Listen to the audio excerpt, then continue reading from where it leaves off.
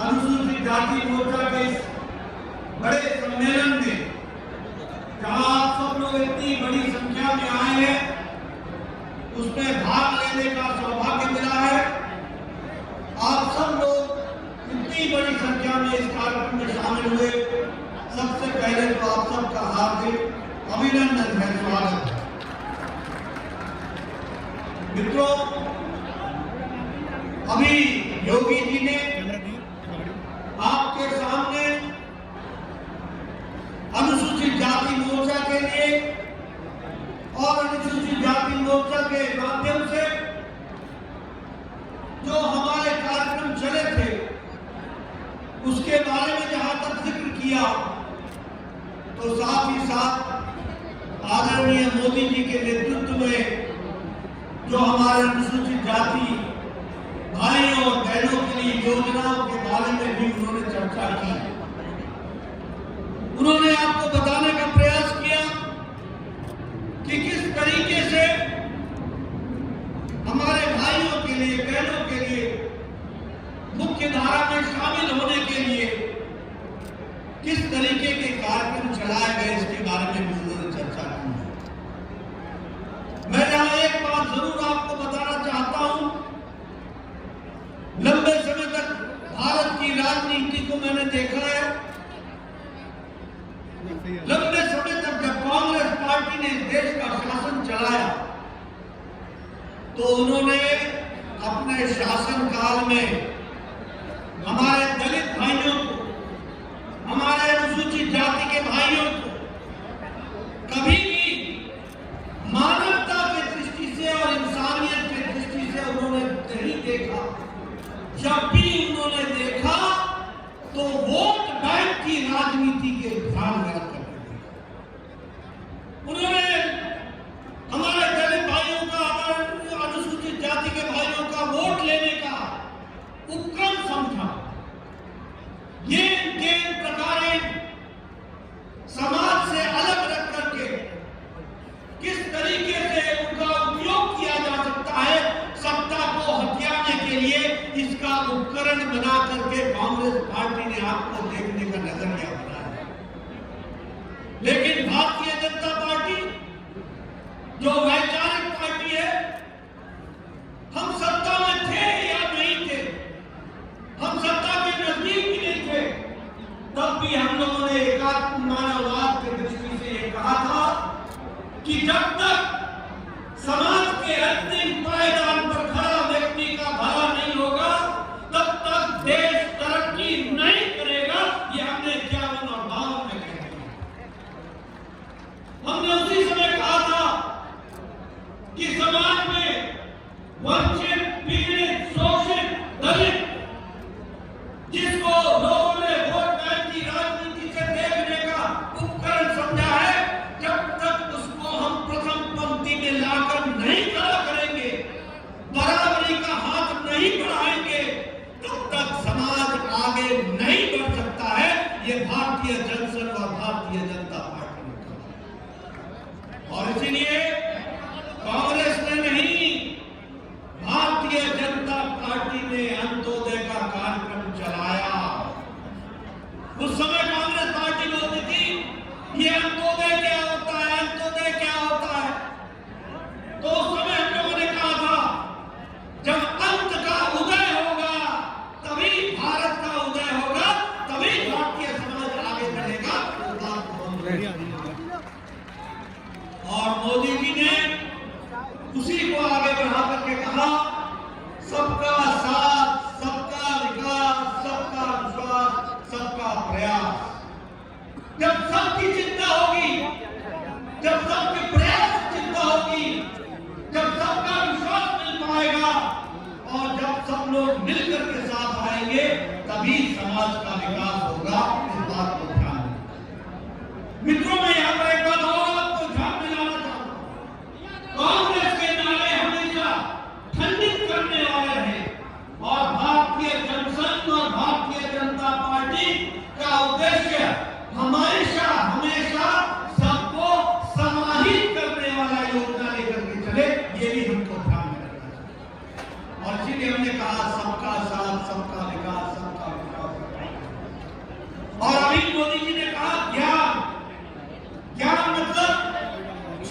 For गरीब, Y for युवा, A for अन्नदाता, N फॉर नारी शक्ति। जब गरीब की चिंता होगी, जब युवा की चिंता होगी, जब अन्नदाता की चिंता होगी, जब नारी शक्ति का सम्मान होगा, तो समाज आगे बढ़ चलेगा और सबकी ताकत से साथ मिलेगी। इसलिए मित्रों, मैं यहाँ आपके साथ इस बात की चर्चा करना चाहता हूं। अभी पंचतीर्थ की चर्चा हुई। ये पंचतीर्थ की याद क्यों नहीं कांग्रेस को आई? जो भारत रत्न भीमराव, बाबा साहब भीमराव अम्बेडकर, जिन्होंने संविधान की रचना की, उनकी उपेक्षा की गई, उनका उपहास किया गया, उनको दरकिनार रखा गया, उनके योगदान को हमेशा कम आंका गया। ये कांग्रेस का चरित्र है और ये कांग्रेस का इतिहास है। आपको जान करके आश्चर्य होगा कि बाबा साहब जो संविधान समिति के ड्राफ्टिंग कमेटी के अध्यक्ष रहे, जिन्होंने संविधान की रचना की, उनकी हमेशा उपेक्षा की गई और उनको संविधान सभा में चुनने का भी कांग्रेस पार्टी ने विरोध किया। ये इतिहास में दर्ज है कि मुंबई से संविधान सभा के चुनाव में कांग्रेस पार्टी ने भीमराव अम्बेडकर को हराया और भीमराव अम्बेडकर को संविधान सभा में आने के लिए, चुनने के लिए उनको बंगाल जाना पड़ा। बंगाल से वो चुन करके आए। ये इतिहास में दर्ज है। ये इतिहास में दर्ज है कि भारत रत्न भीमराव अम्बेडकर जब उत्तर मुंबई से चुनाव लड़ने गए तो कांग्रेस पार्टी ने प्रत्याशी खड़ा किया और नेहरू जी उनके पक्ष में प्रचार करने गए और भीमराव अम्बेडकर जी को एक बार नहीं, दो बार चुनाव हराने का काम किया। ये इतिहास में दर्ज है कि संविधान के निर्माता भीमराव अम्बेडकर, भारत रत्न, को कांग्रेस पार्टी के समय में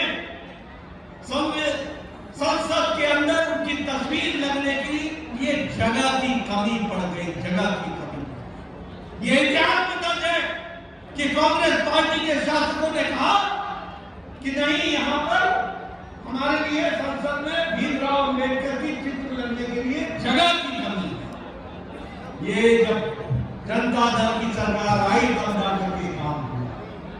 यही नहीं, मरणोपरांत भीमराव अम्बेडकर जी को भारत रत्न भी नहीं दिया गया। नेहरू जी ने अपने आप को खुद को भारत रत्न दे दिया। इंदिरा गांधी जी ने खुद को भारत रत्न ले लिया। खुद ही अपनी कुर्सी पर रह करके अपने लिए भारत रत्न लेते रहे, लेकिन भीमराव अम्बेडकर को भारत रत्न नहीं दिया। भीमराव अम्बेडकर को भारत रत्न तब मिला जब जनता दल की सरकार थी और भारतीय जनता पार्टी का समर्थन था, तब जाकर के उनको भारत रत्न मिला। मैं ये सारी बातें आपके सामने इसलिए बता रहा हूं कि आपने याद रखना, जो आज कांग्रेस पार्टी हमारे दलित भाइयों को वर्षों से गुमराह करती रही है, उनको सही मायने में मालूम होना चाहिए कि उनकी चिंता करने वाला कोई और नहीं। उनकी चिंता करने वाले अगर हैं तो हमारे यशस्वी प्रधानमंत्री श्री नरेंद्र मोदी जी हैं, जिन्होंने उनकी सही मायने में चिंता की, सही मायने में चिंता की। और जब मैं उनकी चिंता की दृष्टि से बात करता हूं तो आपको बताना चाहता हूं कि आज केंद्र सरकार ने 12 हमारे दलित भाई मंत्री हैं, 12 मंत्री हैं। कभी इतने मंत्री नहीं रहे मंत्रिमंडल में। जब हमारी सरकार थी, अटल जी की सरकार, तो पहली बार लोकसभा का अध्यक्ष जीसी बाल योगी दलित, वो पहली बार अगर अध्यक्ष और स्पीकर बने तो वो अटल जी की सरकार में बने। हमें ध्यान में रखना चाहिए कि भारत के राष्ट्रपति श्री रामनाथ कोविंद जी तब बने जब भारत के यशस्वी प्रधानमंत्री नरेंद्र मोदी जी देश के प्रधानमंत्री बने, राम सेवक बने, तब जाकर के। हमें ध्यान में रखना चाहिए कि पहली बार भारत के राष्ट्रपति अनुसूचित जनजाति की महिला पहली बार बनी तो तब बनी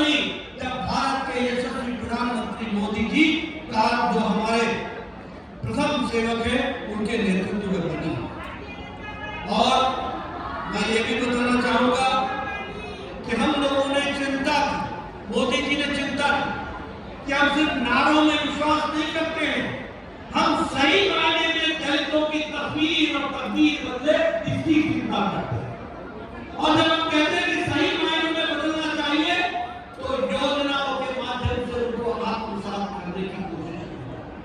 और जब मैं योजनाओं की बात करता हूं तो योजनाएं बिना आर्थिक दृष्टि से नहीं चलती है। आज यहाँ मौसम किशोर जी बैठे हैं, एसपी बघेल जी बैठे हैं, सत्यनारायण जटिया जी बैठे हैं। आप इनसे पूछिए कि आज मोदी जी के नेतृत्व में अनुसूचित जाति की दृष्टि से सामाजिक न्याय के मंत्रालय का 90% बजट बढ़ा दिया गया है। 90% बजट बढ़ा दिया है, यानी दुगना बजट कर दिया गया।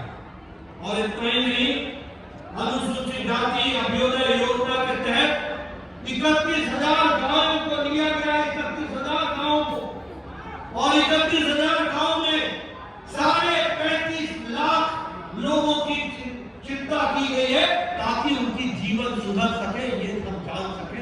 ये हम लोगों ने देखा। इसी तरीके से अगर मैं पिछड़ी जाति की दृष्टि से जो स्कीमें चली हैं उन स्कीम्स की अगर मैं चर्चा करूं तो सबसे पहला विषय आता है शिक्षा। आदरणीय प्रधानमंत्री जी ने मैट्रिकुलेशन से पहले शिक्षा की दृष्टि से वजीफा स्कॉलरशिप देने के काम को बढ़ाया, तो उच्च शिक्षा के लिए भी वजीफा बढ़ाने का काम किया। और इसी तरीके से छात्रों के रहने के लिए बाबू जगजीवन राम छात्रावास योजना के तहत लगभग 173 करोड़ रुपए खर्च करके लगभग 16,000 बच्चों के शिक्षा के लिए छात्रावास बनाने का काम किया। तो हमारे प्रधानमंत्री मोदी जी ने करके दिया ताकि बच्चा शिक्षा। इसके साथ साथ फ्री कोचिंग का जो एससी स्टूडेंट्स के लिए, जिसमें लगभग 20,000 विद्यार्थी प्रति वर्ष उसका लाभ उठा सकते हैं, इस काम को भी आगे बढ़ाया। और उच्च शिक्षा के लिए भी हम लोगों ने प्रयास किया मोदी जी के नेतृत्व में कि ताकि उसमें भी उनको ज्यादा से ज्यादा सुविधा मिल सके, इसकी चिंता है। आपको जानकर के खुशी होगी कि मुद्रा योजना के लाभ उठाने में हमारे अनुसूचित जाति के भाइयों की संख्या 18% से ज्यादा है। आपको जानकर ये भी खुशी होगी कि योगी जी ने बहुत सी स्कीमें चलाई हैं, जिस स्कीमों के तहत लोगों को जोड़ने का काम चला है। और अगर मैं कहूं तो राष्ट्रीय स्तर पर प्रधानमंत्री किसान सम्मान निधि ने जहां 12 करोड़ लोगों को किसान सम्मान निधि मिल रही है, वहीं 1.5 करोड़ लोग हमारे किसान अनुसूचित जाति से हैं जिनको किसान सम्मान निधि में जोड़ा गया है और उनको व्यक्तिगत सहायता दी गई। आज 25 करोड़ लोग गरीबी की रेखा से ऊपर उठ गए हैं। यह आकर के देश उज्ज्वला योजना में जहां लोगों को गैस का कनेक्शन दिया गया है, वहां हमारे दलित बहनों को 35% गैस का कनेक्शन उज्ज्वला योजना में मिला है। इस तरीके की व्यवस्था इसलिए सबका साथ, सबका विकास, सबका विश्वास, सबका प्रयास इस काम को आगे बढ़ाने का काम है। और एक बात और मैं आपसे कहना चाहता हूं, आपके ध्यान में शायद नहीं आया होगा। आप लोग कहते हैं धारा 370 हट गई, धारा 370 हट गई। धारा 370 हटने का मतलब क्या हुआ? धारा 370 हटने का मतलब ये हुआ कि जिस जम्मू कश्मीर में अनुसूचित जाति के भाइयों को आरक्षण नहीं था, रिजर्वेशन नहीं था, उनको अब रिजर्वेशन मिल गया है और वो सरकारी नौकरियों में आ सकते हैं। ये मोदी जी के नेतृत्व में हुआ। धारा 370 के कारण आपको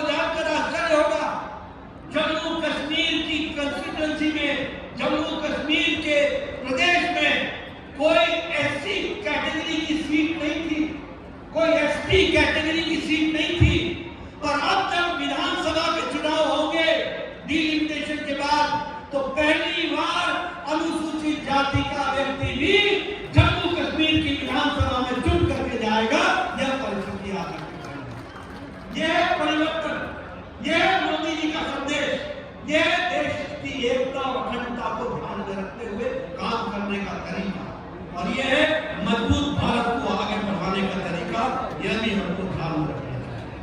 अभी अभी योगी जी ने चर्चा की, अगर हम राम के दर्शन के लिए अयोध्या जाएंगे तो सबसे पहले हमको वाल्मीकि इंटरनेशनल एयरपोर्ट का दर्शन होगा, तब हम जाकर के रामलला के दर्शन करेंगे। यानी समाज में महर्षि वाल्मीकि जी का स्थान, भगवान वाल्मीकि जी का स्थान, उसको भी अगर सही दृष्टि से रखने का काम किया तो योगी जी ने प्रस्ताव भेजा था और माननीय प्रधानमंत्री जी ने महर्षि वाल्मीकि इंटरनेशनल एयरपोर्ट बना करके अयोध्या में विराजमान किया है, यह भी हम सब लोगों ने देखा। इसलिए मित्रों, मैं एक बात कहना चाहूंगा कि मैं यहाँ पर योगी जी का इस बात के लिए धन्यवाद देना चाहता हूँ कि आपने अभ्युदय कोचिंग योजना को चलाया है, जिसके माध्यम से अब दलित का बेटा, अनुसूचित जाति का बेटा अब कोचिंग लेकर के वो उच्च नौकरी को पद प्राप्त कर सकेगा, इसकी भी व्यवस्था की गई है। यह भी हम लोगों को ध्यान रखना है। आपने सामूहिक विवाह की योजना बनाई और सामूहिक विवाह योजना में लगभग 600 करोड़ रुपए प्रस्तावित किए। मैं योगी जी को धन्यवाद देना चाहता हूँ कि आप जो हमारे गरीब भाई है, जिसके विवाह की योजना की दृष्टि से, आर्थिक दृष्टि से कमी पड़ती थी, उसको भी मुख्य धारा में लाकर सामूहिक विवाह में जोड़ने के लिए 600 करोड़ रुपए की प्रस्तावना की है और उत्तर प्रदेश सरकार ने उसके लिए भी आपको धन्यवाद देता हूं।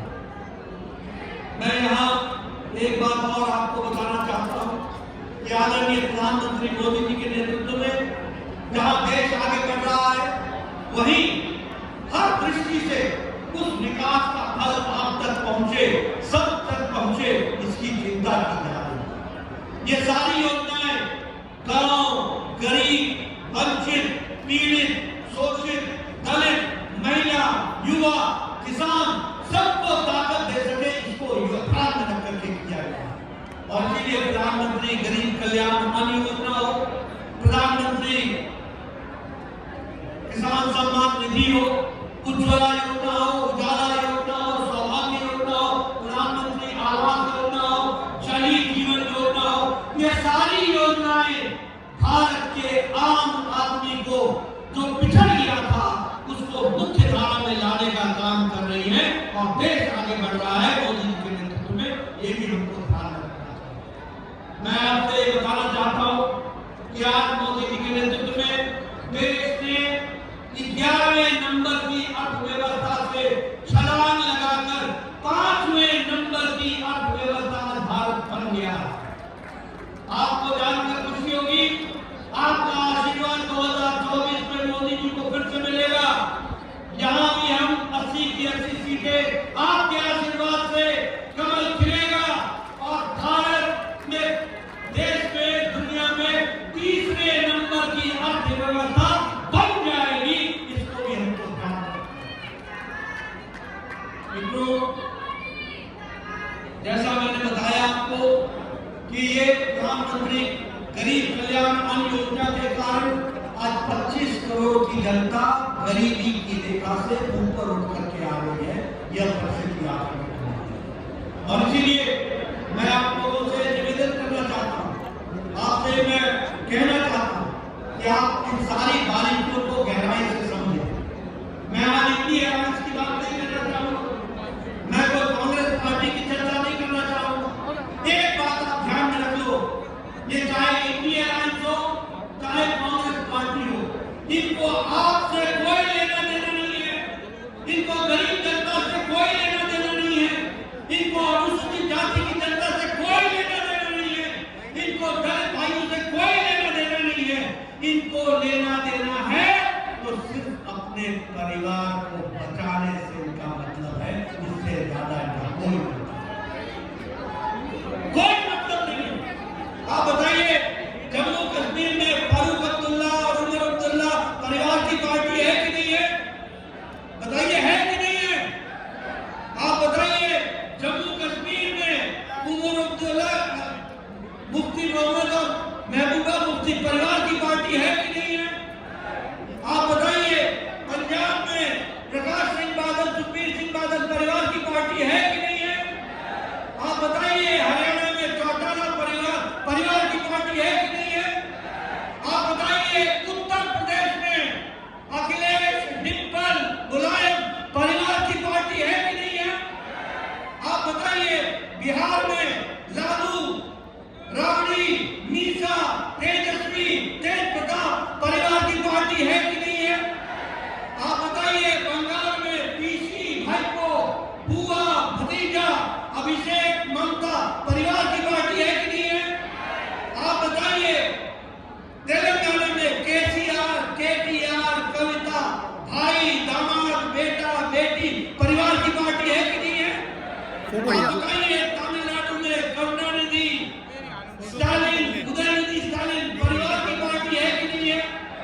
आप बताइए, महाराष्ट्र में शरद पवार, सुप्रिया सुले परिवार की पार्टी है कि नहीं है? आप बताइए, शिवसेना, उद्धव ठाकरे, आदित्य ठाकरे परिवार की पार्टी है कि नहीं है?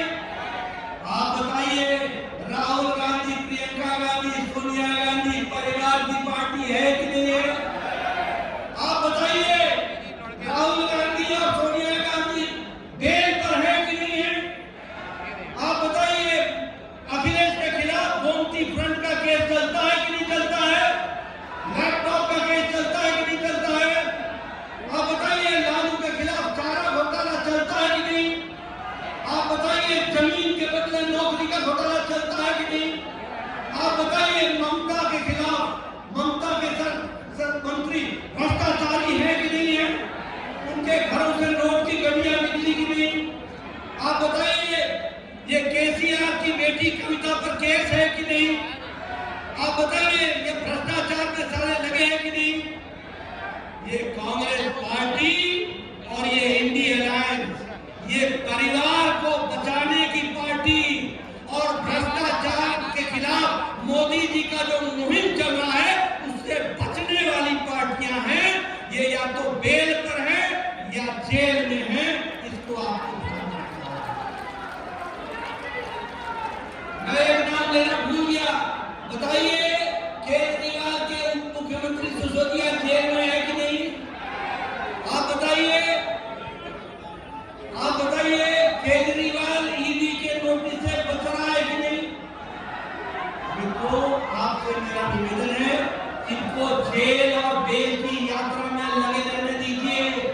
मोदी जी के नेतृत्व में आप पूरी ताकत से कमल खिलाइए, देश को आगे बढ़ाइए, मुख्यधारा में शामिल हो जाइए और पूरी ताकत से मां भारती को आगे बढ़ाने में, देश को आगे बढ़ाने में, विकसित भारत बनाने में अपना योगदान दीजिए।